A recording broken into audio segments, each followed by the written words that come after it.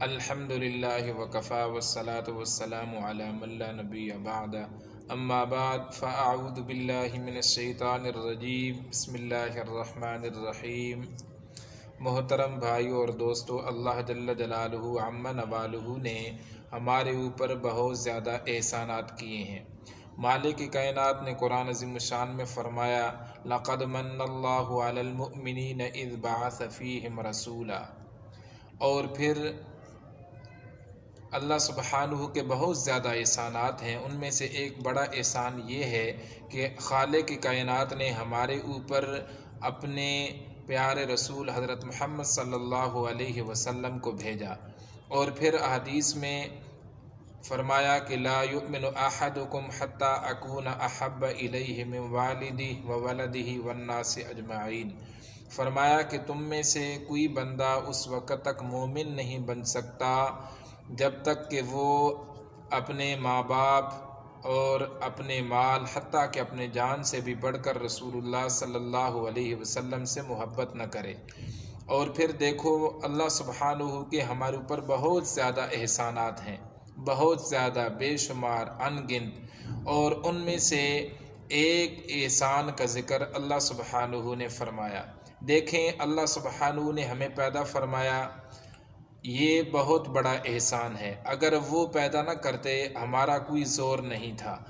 اسی طرح اللہ سبحانہ نے ہمیں انسان بنایا، یہ بھی بہت بڑا احسان ہے۔ اسی طرح دیکھیں کہ جانور بھی اسی نے پیدا کیے ہوئے ہیں، یہ گدھے بھی اسی نے بنائے ہیں۔ اگر وہ ہمیں سانپ بچھو بنا دیتا تو جو کوئی دیکھتا وہ مارنے کی طرف دوڑتا۔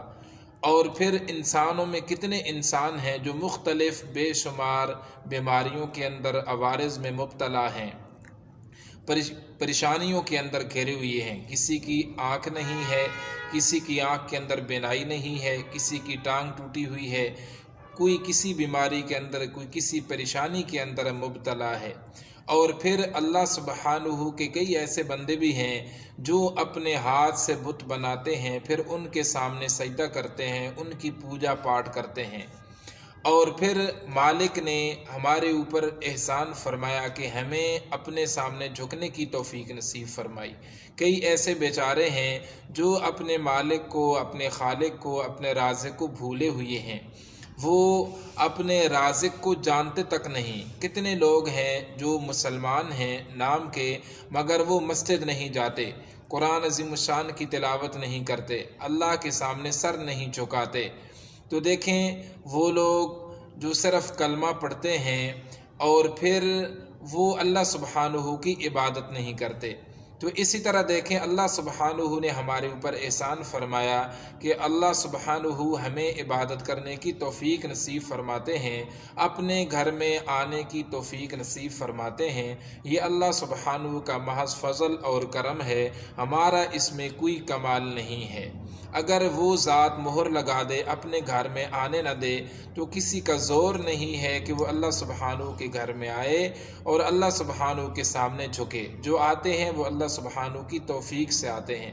واقعہ مشہور ہے کہ ایک مالک اور اس کا غلام کہیں جا رہے تھے راستے میں، تو راستے میں اذان ہو گئی۔ جیسے ہی اذان ہوئی تو وہ غلام، وہ نوکر فوراً چل پڑا، سامان رکھا کہ میں نماز پڑھ کے آتا ہوں۔ مسجد میں گیا، کافی دیر ہو گئی ابھی تک نہیں آیا، تو وہ گیا، اس نے آواز دی کہ بھائی آپ باہر کیوں نہیں آتے؟ تو اس جو مسجد میں غلام گیا ہوا تھا اس نے کہا کہ جو آپ کو مسجد آنے نہیں دیتا وہ مجھے مسجد سے باہر جانے نہیں دیتا۔ یہ گیا، ادھر ادھر دیکھا، اس کو کچھ نظر نہیں آیا، تو اس نے کہا کہ یہاں پر تو کوئی نہیں ہے۔ اور پھر اس نے کہا وہ اللہ سبحانہ کی ذات ہے کہ جو اللہ سبحانہ مجھے مسجد میں آنے دیتا ہے اور پھر آپ اندر نہیں آتے، آپ کو توفیق نہیں ملتی۔ تو اللہ سبحانہ جس بندے کے اوپر فضل فرماتے ہیں اس کو مسجد میں آنے کی توفیق نصیب فرماتے ہیں۔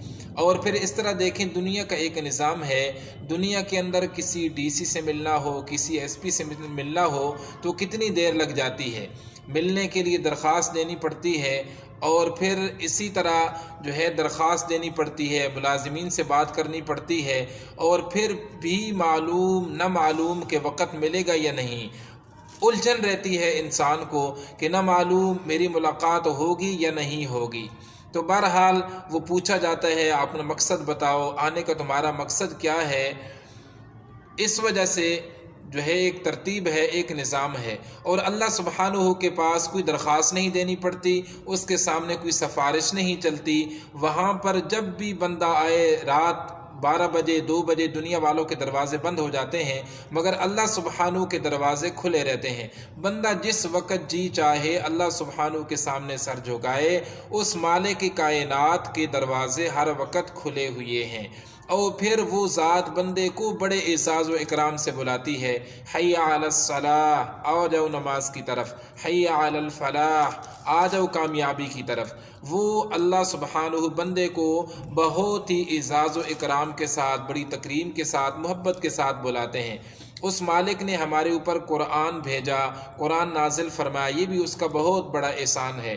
فرمایا قرآن عظیم الشان کا ایک لفظ پڑھو تو اس کے اوپر 10 نیکیاں ہیں۔ سورہ اخلاص کو ایک مرتبہ پڑھو، قرآن عظیم الشان کے تہائی جو ہے ختم کا ثواب ملتا ہے۔ 3 مرتبہ سورہ اخلاص پڑھو، قل هو اللہ احد، تو بندے کو پورے قرآن ختم کرنے کا ثواب ملتا ہے۔ یہ اللہ سبحانہ کی جو ہے رحمت ہے۔ فرمایا کہ سورہ یاسین کو 1 مرتبہ پڑھو تو 10 قرآن عظیم الشان ختم کرنے کا ثواب ملتا ہے۔ تو بہرحال رسول اللہ صلی اللہ علیہ وسلم کے بے شمار حقوق ہیں، ان حقوق کو اگر سمویا جائے، ان کو اکٹھا کیا جائے تو 3 قسم کے حقوق بنتے ہیں۔